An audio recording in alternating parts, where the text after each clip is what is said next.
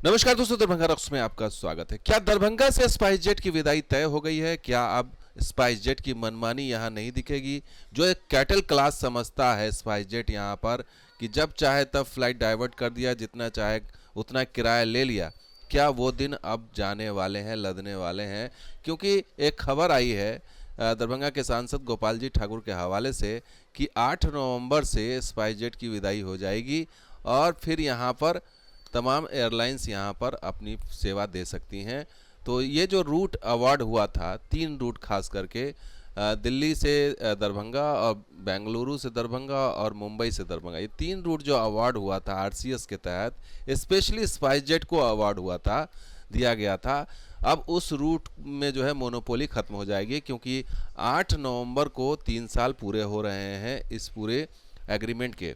तो ऐसे में सवाल यही है कि क्या ये एग्रीमेंट रिन्यू होगा या ख़त्म हो जाएगा, ये जो है सवाल था। लेकिन अब जो खबर आ रही है, और ये गोपाल जी ठाकुर के हवाले से खबर है कि उन्होंने कहा है, दिल्ली में वो गए थे, दिल्ली में उन्होंने मुलाकात की, हम आगे आपको दिखाएंगे और बताएंगे भी कि क्या बातें हुई। तो उसमें ये खबर आ रही है कि स्पाइस जेट 8 नवंबर से अब उसकी जो है शायद उसकी सेवा नहीं रहेगी। तो अब वो एक अनुमान के मुताबिक कह रहे हैं, या उनके पास कोई ऑफिशियली जानकारी है, या मंत्री जी से मुलाकात की होगी उड्डयन राज्य मंत्री से, तो शायद वो ये बातें कह रहे होंगे।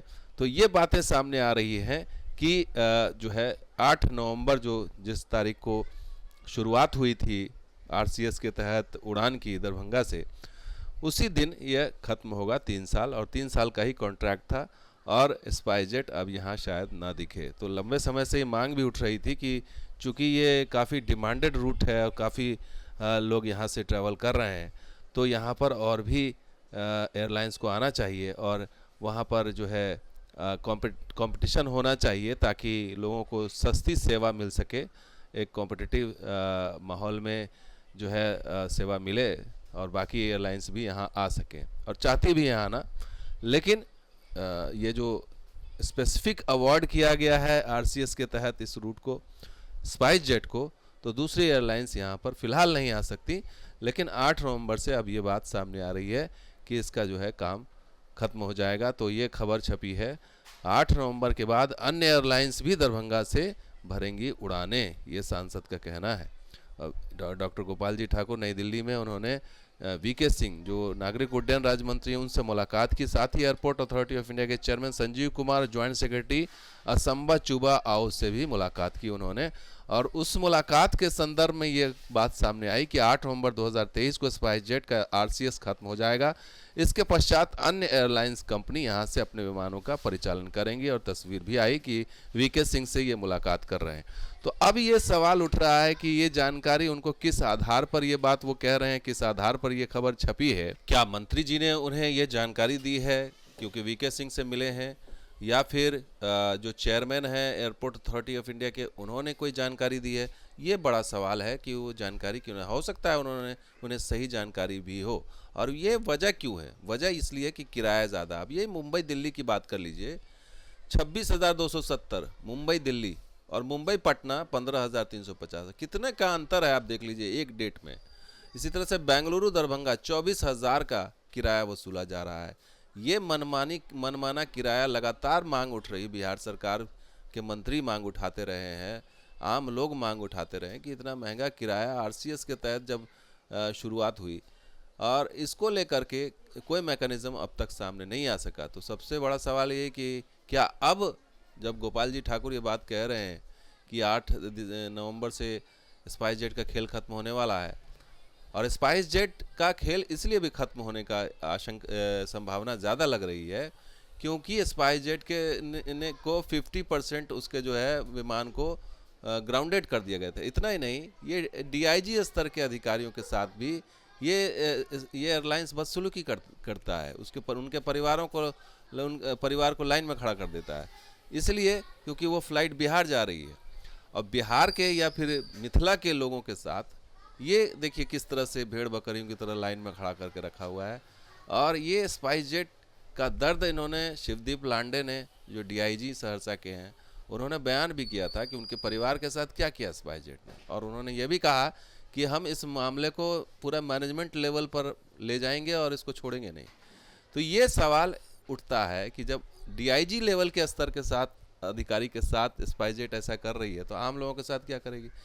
और ये बार बार मांग उठती रही सरकार से कि सरकार इसको कंट्रोल करे, मैकेनिज्म कुछ बनाए, खास करके प्राइस को जो है कंट्रोल करने के लिए, लेकिन वो अब तक हुआ नहीं है। अभी भी 2 फ्लाइट पहले चलती थी, अब 1 कर दिया गया है। डिमांड तो ज़्यादा है, रोज़ 1200-1400 यात्री आ रहे हैं यहाँ। अब यात्रियों को तो आना है, तो वो पैसा पे कर रहे हैं, इसलिए 26,000 लीजिए या 30,000 लीजिए, लोगों को आना है, मजबूरी है तो आएंगे ही। और स्पाइसजेट को पता है कि तीनों रूट्स जो कमाऊ रूट्स है वो हमारे पास है, हम जिस हिसाब से चला सकते हैं चलाएंगे। यहीं अगर दूसरी कंपनी इसमें आती तो कंपटीशन होता और फिर रेट्स जो है वो कम करती। लेकिन अभी एक छत्र राज है कि आप डायरेक्ट फ्लाइट के मामले में आप एकदम नंबर 1 है। दरभंगा में आप कोई उस रूट पे दूसरी एयरलाइन जा नहीं सकती। लेकिन 8 नवंबर के बाद अब देखना होगा, क्योंकि स्पाइसजेट की भी पकड़ बहुत अंदर तक है सरकार के अंदर। जो इनके चेयरमैन हैं अजय सिंह, वो बहुत उनकी भी अंदर तक पकड़ है। प्रधानमंत्री मोदी से भी हो सकता है उनका 1-to-1 पहचान हो सकता है कि रिन्यू भी करवा ले फिर से, और हो सकता है कि इनकी विदाई भी हो जाए। तो दोनों बातें हैं, लेकिन फ़िलहाल तो चर्चा गर्म है कि विदाई होगी, क्योंकि और कोई रास्ता दिखाई नहीं दे रहा है। और ये विदाई होगी तो बाकी कंपनी भी आएगी, तो कंपटीशन होगा और इससे लाभ ही मिलेगा, नुकसान नहीं होगा। लाभ मिलेगा यहाँ की जनता को, यहाँ के लोगों को जो परेशान हैं। 25-25, 26-26 हज़ार रुपया आप एक आदमी का किराया दे के जा रहे हैं, आ रहे हैं, और इसको कोई रोकने टोकने वाला नहीं है। तो लोग तो यही इंतज़ार कर रहे हैं कि किसी तरह से 8 नवंबर आ जाए और इनकी विदाई हो जाए, ताकि दूसरी कंपनी भी आ जाए। और जैसे इंडिगो आई तो कई रूट्स पर जो है वो रेट का कंपटीशन हुआ, उसमें लोगों को कुछ फ़ायदा हुआ। तो इसी तरीके से अब ये मुंबई, बेंगलुरु और दिल्ली वाला रूट अगर मिल जाए, बाकी कंपनियां भी आ जाएं, तो निश्चित रूप से लोगों को लाभ होगा इसका। और सबसे बड़ी चीज़ जो शिकायतें हैं स्पाइसजेट को लेकर के, जो मिस हैंडलिंग है यहाँ के यात्रियों के साथ, जिस तरह से भेड़ बकरियों की तरह ट्रीटमेंट किया जा रहा है, वो उस पर लगाम लगे। मेंटेनेंस भी सही नहीं है एयरक्राफ्ट की, कई सारी शिकायतें हैं मेंटेनेंस को लेकर के, और इसको लेकर के 50% इनके जो है एयरलाइंस को ग्राउंडेड कर दिया गया था सज़ा के तौर पर कई महीने तक। तो ये सारी चीज़ें चल रही हैं, अब देखना होगा। 8 नवंबर का इंतजार करते हैं, उसके बाद ही पता चलेगा कि सांसद जी सही कह रहे हैं या फिर ये एक हवाई खबर थी। तो दोस्तों ये वीडियो कैसा लगा जरूर लाइक कीजिए, शेयर कीजिए, सब्सक्राइब कीजिए। कुछ और वीडियो के साथ हाजिर होंगे। आप देखते हैं दरभंगा रॉक्स। शुक्रिया, धन्यवाद। जय हिंद, जय बिहार, जय मिथिला।